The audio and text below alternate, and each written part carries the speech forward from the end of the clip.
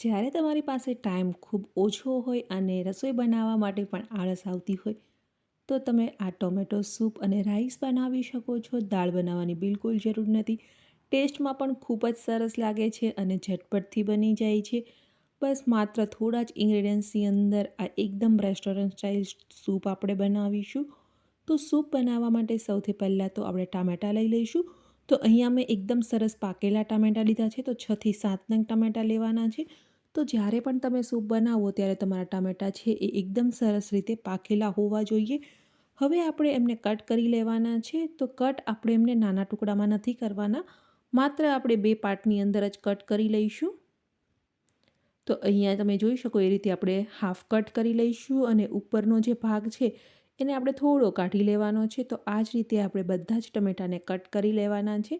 જો તમે વધારે નાના ટુકડા કરશો તો પાછળથી એમની જે સ્કિનનો ભાગ છે એ આપણે રિમૂવ કરવાનો છે. તો એ રિમૂવ કરવામાં છે એ ઇઝી નહીં રહે, એટલા માટે મેં અહીંયા હાફ ટુકડા જ કરેલા છે અને એમ પણ ટમેટાં પાકેલા જ છે એટલા માટે એમને કૂક થતાં પણ વધારે સમય નહીં લાગે. તો જે 6 થી 7 મેં અહીંયા ટમેટાં લીધેલા છે તો એ 3 વ્યક્તિ માટેનો પરફેક્ટ સૂપ છે. તો તમે તમારી પ્રમાણે જેટલા પણ ટમેટાનો સૂપ બનાવવો હોય એટલો બનાવી શકો છો. તો અહીંયા બધા જ ટમેટાને મેં કટ કરી લીધા છે. ત્યારબાદ 1 કપ આપણે પાણી એડ કરી દઈશું. વધારે પાણી અહીંયા એડ નથી કરવાનું અને 1 ચમચી જેટલું મીઠું એડ કરી દઈએ. પ્રેશર કુકરનું ઢાંકણ બંધ કરી દઈશું અને ત્યારબાદ આપણે એમની વ્હિસલ લગાવી લેવાની છે.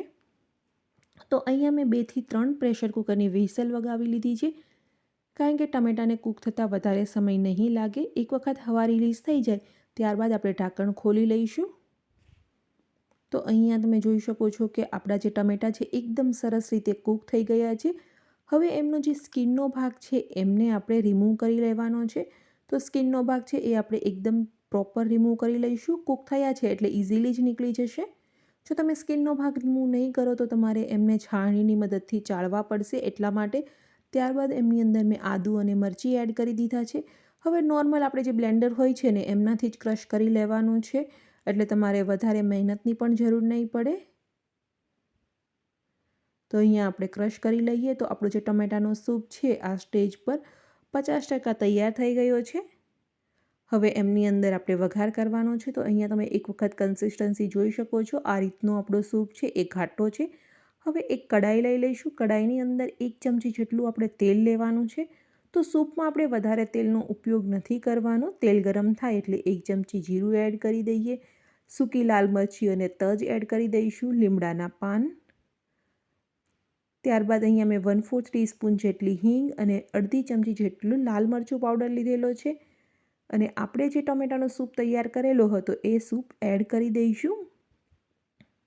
તો અત્યારે જે સૂપની કન્સિસ્ટન્સી છે એ કન્સિસ્ટન્સી પણ તમે રાખી શકો છો. જો તમારે નોર્મલી સૂપ પીવો હોય તો તમે આ રીતની કન્સિસ્ટન્સી થોડી ઘાટી રાખી શકો છો. પરંતુ અહીંયા જે સૂપ છે એ હું રાઈસ જોડે બનાવું છું એટલા માટે હું થોડો પતલો બનાવીશ. જો તમને થોડો જાડો સૂપ ભાવતો હોય રાઈસ જોડે તો તમે થોડો જાડો પણ રાખી શકો છો. તો અહીંયા આપણો સૂપ છે મેં આ રીતની કન્સિસ્ટન્સી રાખી છે. થોડો બોઇલ થશે એટલે એ થોડો ઘટ પણ થઈ જશે. હવે એમની અંદર ફરીથી આપણે મીઠું એડ કરી દઈશું સ્વાદ અનુસાર.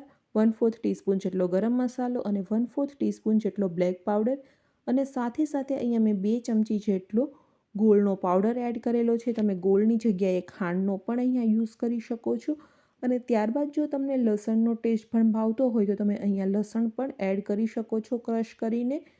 લસણ એડ કરવું એ બિલકુલ ઓપ્શનલ છે. હવે આ રીતે 2 થી 3 ઉભરા આવે એટલે લગભગ 15 મિનિટ સુધી આપણે સૂપને બોઇલ કરી લેવાનો છે. જેટલો તમે સૂપને મીડિયમ ફ્લેમ પર બોઇલ કરશો એટલો જ તમારો સૂપ છે એ ટેસ્ટી બનશે. તો અહીંયા આપણા સૂપની અંદર એક લાસ્ટ ઉભરું આવે ત્યાં સુધી આપણે કૂક કરી લઈશું અને ત્યારબાદ ગેસની ફ્લેમને બંધ કરી લઈએ.